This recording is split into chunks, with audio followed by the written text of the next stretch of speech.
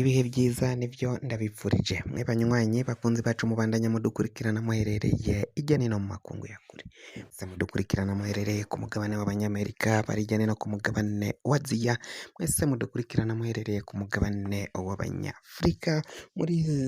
Zambia muri South Africa Kenya Uganda mu bihugu by'ibibanyi mu buraruko mu Rwanda abari ijya nino mu Tanzania mu buseruko no mu bumanuko mwese kandi mudukurikirana muherereye ngaho mu bihugu bitandukanye abari mu ntara zitandukanye amakomine imitumba cimbiri bigize kino gihugu cyacu c'u Burundi mwese aho muherereye ndabaye kaze fyonda subscribe niba ukoresha ururimi rw'icongereza canke niba ukoresha ururimi rw'igifaransa fyonda sabone hamuraca ujya ngaho iburyo urafyonda no kwa kantu kameze nk'agakengeri amakuru ibiganiro dutohoza umwanya ku mwanya bizoja bikugerako aho uzoba uherereye hose ku isi amakuru agizwe kari karavugwa ngaha mu gihugu cyacu Burundi reka tuyatangurire mu gisata c'umutekano inyuma yaho Emerance Ndayizeye warurongoye umutumba wa Kagwema intara ya Bubanza komine Gihanga anyurujwe n'abamuhamagaye ku telefone bamubwira ko bamukeneye kugira ngo agire ivyo abaterera ko umukono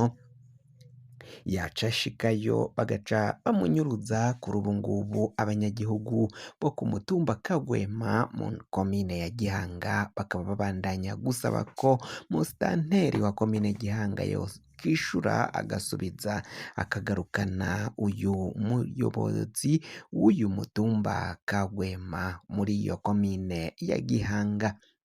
naho kandi abandi bantu batowe ibiziga mu ntara ya Bubanza muri iyi ntara ya Bubanza uwatowe ikiziga yatowe ikiziga muri komine ya Musigati aho bivugwa ko rero uyu munyagihugu yari umukenyezi akwije imyaka 42 niyo yari afise bakaba bavuga ko yoba yaciye yicwa anizwe hama ikiziga bakaja kugita mu mirima y'imyumbati ivyo vyabereye ngaho muri komine Musigati ngaho mu ntara ya Bubanza uyundi muntu yatowe ikiziga yishwe ni mu ntara ya Muyinga mu ntara ya Muyinga niho uyu muntu nawe yishwe akaba yishwe atemagujwe imipanga aho yasanzwe iwe kumuhana yari serugo yaciye asohoka nijoro agishika hanze abantu bari bitwaje imipanga baca baramutemagura aho rero abene urugo batabaje ariko mu kuza gutabara basanze izo nkozi z'ikibi zagiye zayanyaze zatunzwe nayo zameze kuri ubu ngubu rero bikaba bivugwa ko abo bariko barikekwa zoba ari imbonerakure zoba zakoze iryo bara nk'uko amakuru adushikira ariko aragenda vuga neza cyane muri ayo makuru yacu turiko turabashikiriza tuvuye ngaho muri izo nkuru zivugwa mu mutekano reka tuje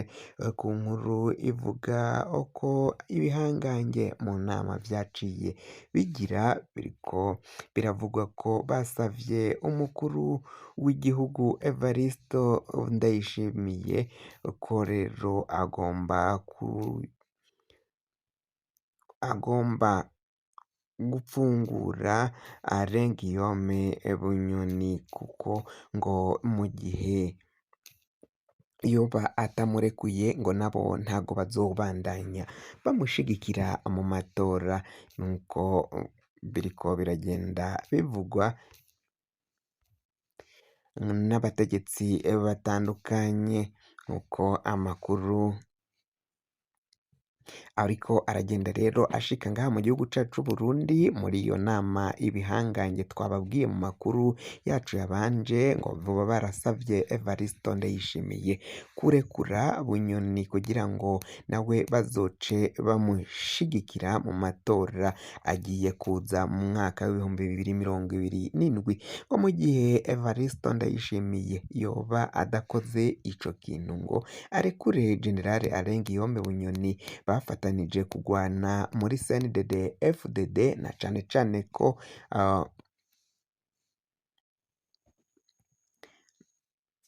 cane ko abitavye iyo nama ari abagwanye muri CNDD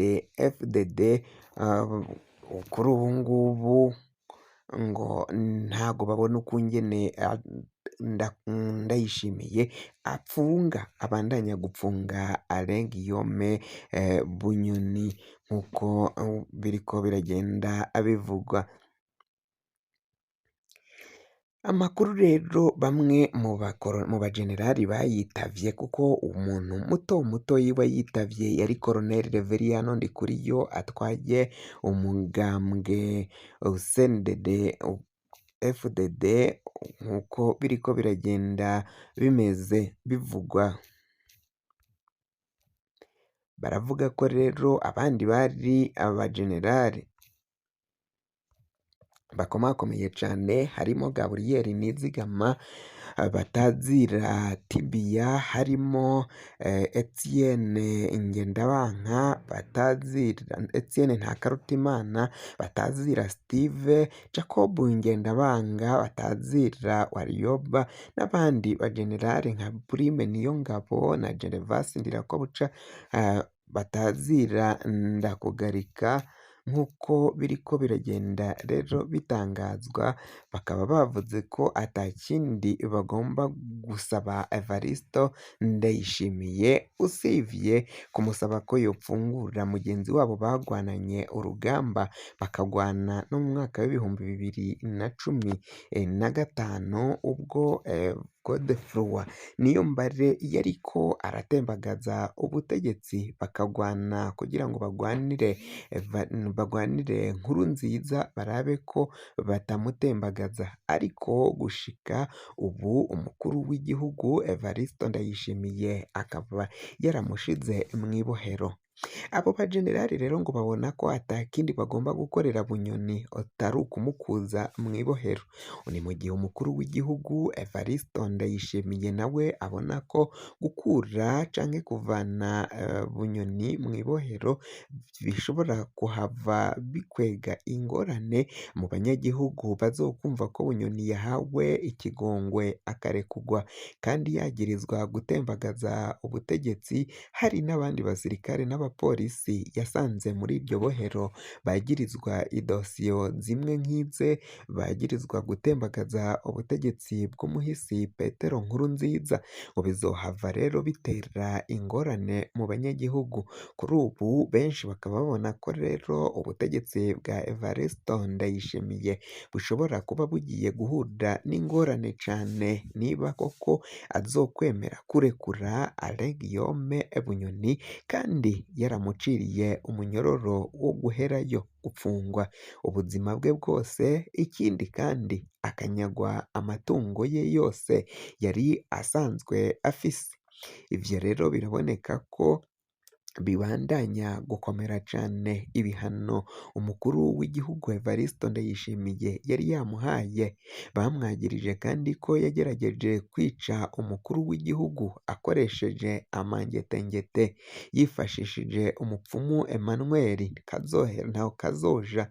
Uyu mupfumu rero wo mu ntara ya Ruyigi niwe yagomba kwifashishwa ngo na cane ko yinifashishijwe mu kugandagura umuhisi Petero Nkurunziza bikozwe n'abo bategetsi. Bunyoni amakuru yagiye ayashira hanze kandi ngo biboneka ko amakuru Bunyoni yagiye atangaza